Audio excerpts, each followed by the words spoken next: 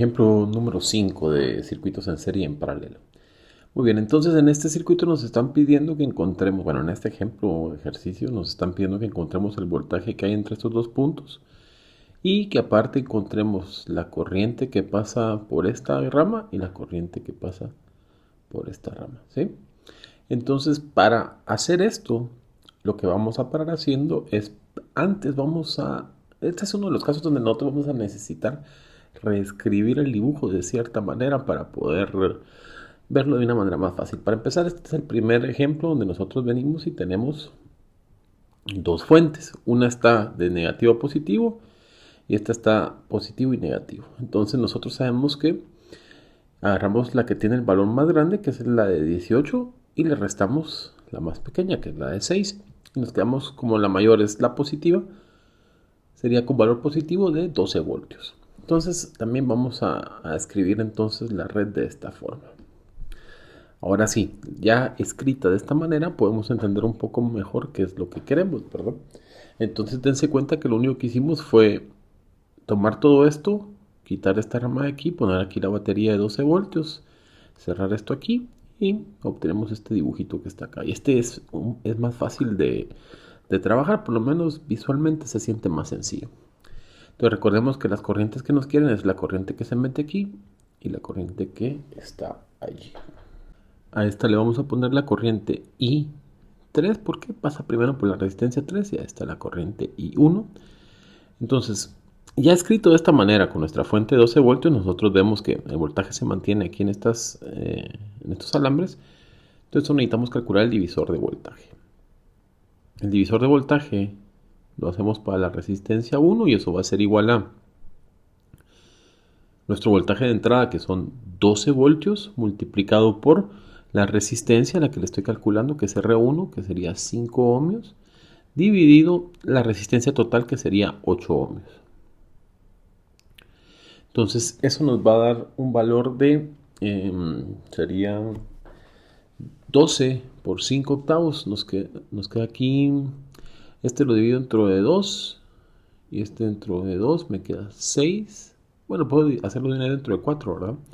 Entonces me quedaría 3 por 5 sobre 2 y eso es igual a 3 por 5, 15. Nos queda 15 medios. Es el valor de la caída de voltaje en la resistencia 1, que es 7.5 voltios. Y ahora vamos a calcular la caída de voltaje aquí en la resistencia 3 y nos queda eso igual a 12 por el 6, que serían los ohmios de la resistencia 3, dividido la resistencia total, que son 6, 7 y 8. Eso nos quedaría entonces 12 por 6 dividido 8.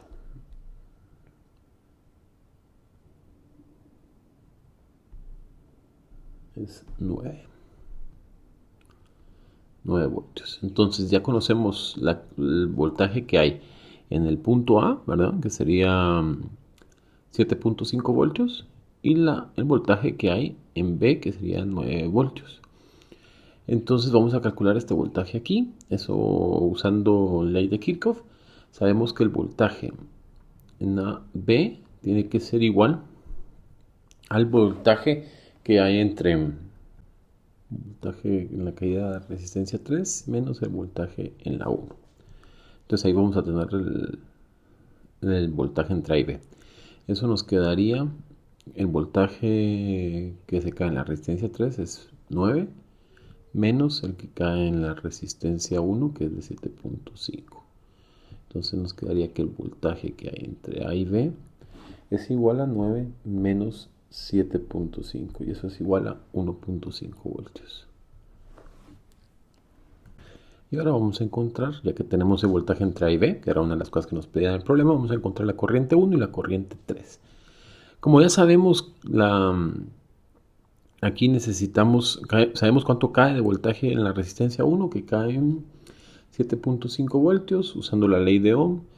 Nosotros sabemos que voltaje es igual a corriente por resistencia. Yo quiero la corriente, entonces vamos a poder decir que la corriente I1 es igual al voltaje, que serían los 12 voltios, perdón, que sería lo que cae, que es 7.5, dividido la resistencia, que es de 5. Entonces nos queda 7.5 dividido 5, eso es igual a 1.5. Tenemos 1.5 amperios en la I1. Y en la I2, nosotros venimos y hacemos, sería la caída de voltaje aquí, que es 9, sobre la resistencia, que es 6. Entonces nos quedaría 9 dividido 6 es igual a 1.5 también. Entonces lo que nos pedía en el problema era el voltaje en TRAIBE, que lo tenemos aquí, que es de 1.5, la corriente I1, que es de 1.5 también, y la corriente I2, que es de 1.5. Dense cuenta que aquí, en este ejercicio, tuvimos que redibujar nuestro circuito para poder resolverlo. Muy bien, este es el fin del ejemplo entonces número 5.